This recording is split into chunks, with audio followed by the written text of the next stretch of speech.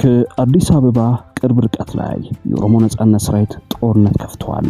ታጣቂ ቡድን ከ100 በላይ ሚሊሻዎች እንደገደለ በተንቀሳቃሽ ምስል አስደግፎ ገልጿል። ይደመጣል። የትግራይ ህዝብ የህወሓትን ወረራ አፈሳ በመፍራት ልጆቹን እያሸሸ መሆኑ ተሰምቷል። የሰሜን ኢትዮጵያ የጦርነት ግለትና እንቅስቃሴ ያስደነገጠው የትግራይ ህዝብ ጦርነቱ አይቀሬ ነው በማለት ጭንቀት ውስጥ ገብቷል። ሰዓቱን ጠብቆ ሰሙታላችሁ። ጀነራሉ እምቢኝ አሻፈረኝ ያለው የትግራይ ክልል ጊዜያዊ አስተዳደር መከላከያ ሰራዊት ወደ ትግራይ ክልል እንዲገባ በፌደራል መንግስት ትዕዛዝ ተላልፏል በሚል የተሰራጨው መረጃ ፍጹም ሐሰት ነው ሲል አስተባብሏል። የአይነቱ መረጃ ወደ ህብረተሰቡ የተሰራጨበት ስትራቴጂ ምንጩም ሆነ ሊያሳካው የፈለገው ግብ ግልጽ ነው ብሏል። አንኳር ዘገባችን ነው። ፖለቲከኛው ጀዋር መሐመድ ጠቅላይ ሚኒስትር አብይ አህመድ የኢትዮጵያን እየጎተቱ እያስገባቸው ያሉት ግጭቶች ብሔራዊ ጥቅምን የማይጠብቁ ደህንነትን የማይገነቡና ሀገሪቱን ይበልጥ ወደ ቁስል የሚከቱ ናቸው ሲል ትችቱን ሰንዝሯል። በሰሜኑ የሀገሪቱ ክፍል ሌላ ጦርነት እንዲቀሰቀስ የሚደረገውን ግፊት በጽኑ እንደሚቃወም ገልጿል። ሰበር መረጃችን ነው። ሰላም ጤና ይስጥልን። የተወደዳችሁ የሀገር ድምጽ ሚዲያ ተከታታዮች የተመረጡ አሁናዊና ቀጠናዊ ጉዳዮችን ያካተተው የሰዓቱ መረጃ ክፍለ ጊዜ ተጀምሯል። እስከ ዝግጅታችን ፍጻሜ አብራችሁ እንድትቆዩ አክብሮታዊ ግብዣችን ነው። ለቻናላችን አዲስ ሆናችሁ ሰብስክራይብ፣ ላይክ፣ ሼር እንድታደርጉ እየጠየቅን በቀጥታ ወደ መረጃዎቹ ተሻገርን። ከአዲስ አበባ ቅርብ ርቀት ላይ የኦሮሞ ነጻነት ሰራዊት ጦርነት ከፍቷል። ታጣቂ ቡድኑ ከ100 በላይ ሚሊሻዎችን እንደገደለ በተንቀሳቃሽ ምስል አስደግፎ ገልጿል። ቡራዩ የተኩስ ልውውጥ ከተካሄደባቸው ከተሞች ውስጥ አንዷ ናት ተብሏል። የደህንነቱ መስሪያ ቤት መረጃ ደርሶኛል በሚል በአዲስ አበባ የፍተሻና የአፈና ዘመቻ ጀምሯል። የፋኖና የህወሓት ኃይሎች ቦምቦችና የተለያዩ ከባድ የጦር መሳሪያዎችን አስገብተው ከትግራይ ጋር ጦርነት ሲጀመር አዲስ አበባን የጦርነት ማዕከል ለማድረግ እየተንቀሳቀሱ ነው የሚል ነው። የውስጥ ምንጮች እንዳሉት የደህንነት መስሪያ ቤቱና ፌደራል ፖሊስ የውር ድንብር ነው እየተጓዙ ያሉት ሲሉም ተናግረዋል። ሳሪስ አቦ ወደ ቦሌ ቡልቡላ የሚያሻግረው ድልድይ አካባቢ የተኩስ ልውውጥ እንደነበር የአካባቢው ነዋሪዎች ገልጸዋል። የትግራይ ጊዜያዊ አስተዳደር የኢትዮጵያ መከላከያ ሰራዊት ወደ ትግራይ ክልል እንዲገባ በፌደራል መንግስት ትዕዛዝ ተላልፏል በሚል የተሰራጨው መረጃ ፍጹም ሐሰት ሲል አስተባበለ። በሌተናል ጀነራል ታደሰ ወረደ የሚመራው ጊዜያዊ አስተዳደር ይህንን የገለጸው ዛሬ ቅዳሜ የካቲት 14 2018 ዓ.ም በፕሬዝዳንቱ ጽህፈት ቤት የፌስቡክ ገጹ ላይ ባወጣው መረጃ ነው። ከሰሞኑ በተለያዩ የማህበራዊ ሚዲያ ገጾች ላይ የፌደራል መንግስት መከላከያ ሰራዊት ወደ ትግራይ ክልል እንዲገባ ለጊዜያዊ አስተዳደሩ ማሳወቁን የሚገልጹ መረጃዎች ሲሰራጩ ነበር። በትላንትናው ዕለት ደግሞ መከላከያ ሰራዊት በክልሉ በሚገኙ ካምፖች ውስጥ እንዲሰፍር መግባባት ላይ መደረሱን የሚጠቅስ ሌላ ልጥፍ ተሰራጭቷል። ጊዜያዊ አስተዳደሩ ባወጣው መግለጫ እነዚህን ሁለት ጉዳዮች አስተባብሏል። የፌደራል መንግስት የኢትዮጵያ መከላከያ ሰራዊት ወደ ትግራይ እንዲገባ ትዕዛዝ እንዳስተላለፈ መረጃ እየተሰራጨ እንደሆነ መግለጫው ጠቅሷል። የትግራይ ጊዜያዊ አስተዳደር ደግሞ በቅድመ የሰሜን እዝ ካምፖች እንዲሰፍር እንደተስማማ ተደርጎ በተለያዩ መንገዶች እየተሰራጨ ነው ብሏል። የማህበራዊ ሚዲያ ልጥፎችን የተጣመመና የተሳሳተ ሲል የጠራው ጊዜያዊ አስተዳደሩ ይህን አይነቱ መረጃ ወደ ህብረተሰቡ የተሰራጨበት ስትራቴጂ ምንጩም ሆነ ሊያሳካው የፈለገው ግብ ግልጽ ነው ብሏል። የትግራይ ጊዜያዊ አስተዳደር እየተሰራጨ ያለው መረጃ ፍጹም ሐሰት መሆኑን መግለጽ ይወዳል ሲልም አስተባብሏል። የፕሬዝዳንቱ ሌተናል ጀነራል ታደሰ ጽህፈት ቤት ይህንን መግለጫ ያወጣው በፌደራል መንግስትና በትግራይ ኃይሎች መካከል የተፈጠረው ውጥረት ወደ ግጭት ሊገባ ይችላል የሚል ስጋት በተፈጠረበት ሁኔታ ውስጥ ነው።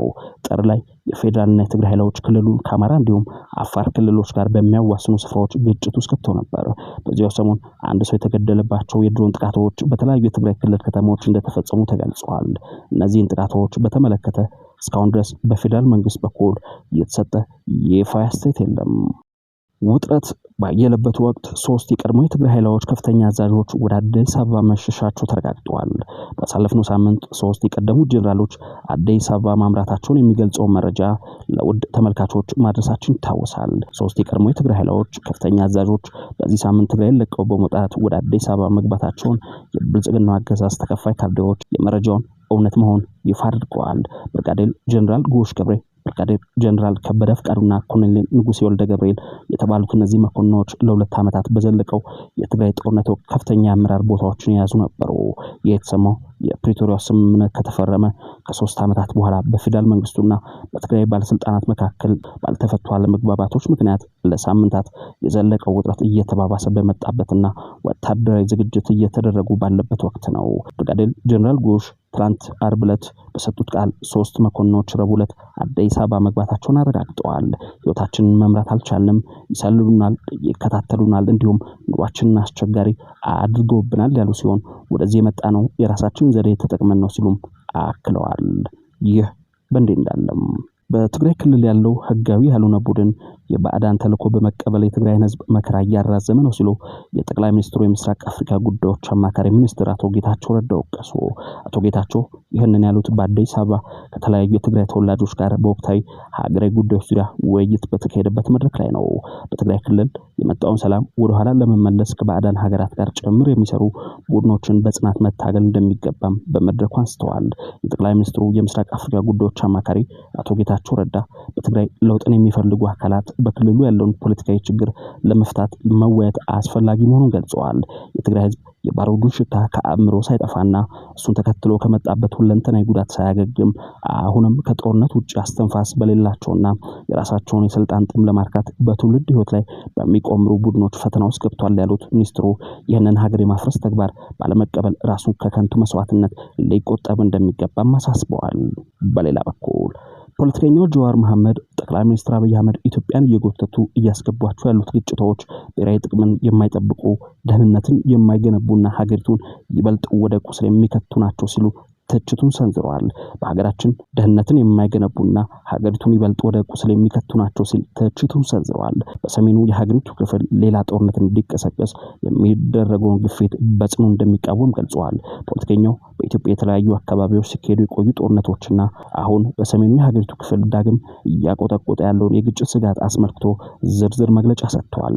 በተለይም በአማራ ክልል የታጠቀ ግጭት ከመኖሩ በፊት ከክልሉ ልዩ ኃይልና ፋኖን በኃይል ትጥቅ ለማስፈታት መሞከር ወደ ጦርነት እንደሚያመራ አስቀድሞ ማስጠንቀቁን ጠቅሶ ዛሬም በሰሜኑ የሀገሪቱ ክፍል ሌላ ጦርነት እንዲቀሰቀስ የሚደረገውን ግፊት በጽኑ እንደሚቃወም ገልጸዋል።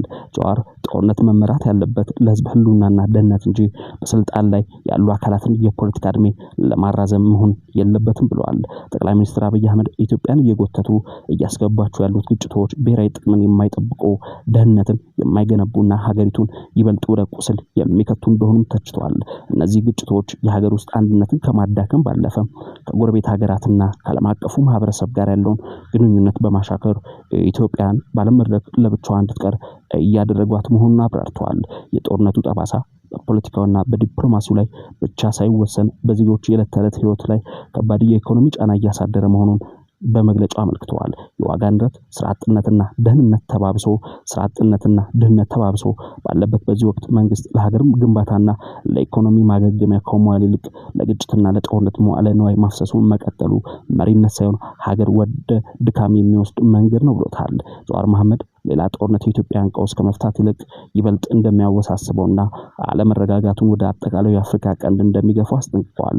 ሀገሪቱ አሁን የሚያስፈልጋት ጦርነት ሳይሆን ራስን መግታት፣ ቁም ነገር ያለው የፖለቲካ ውይይትና በድርድር የሚደርስ ስምምነት መሆኑን አጽንኦት ሰጥተዋል።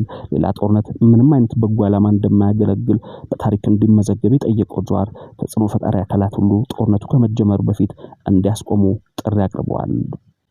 ይህ በእንዲህ እንዳለም የትግራይ ህዝብ የህወሓትን ወታደራዊ አፈሳ በመፍራት ልጆቹን እያሸሸ መሆኑ ተሰምተዋል። ከዚህ በመነሳት ልጆቹን በገፍ እያሸሸ ነው።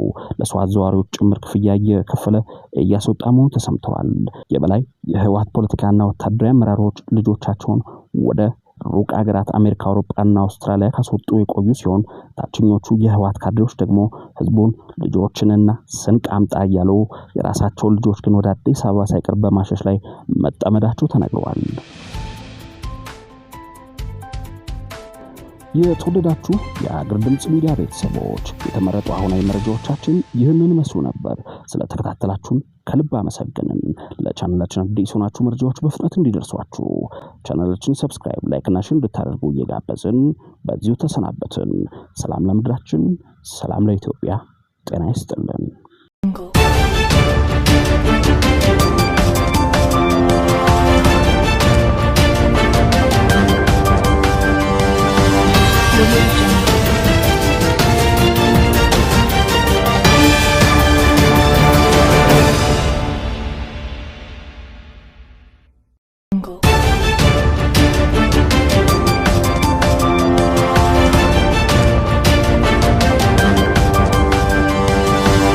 Audio Jungle.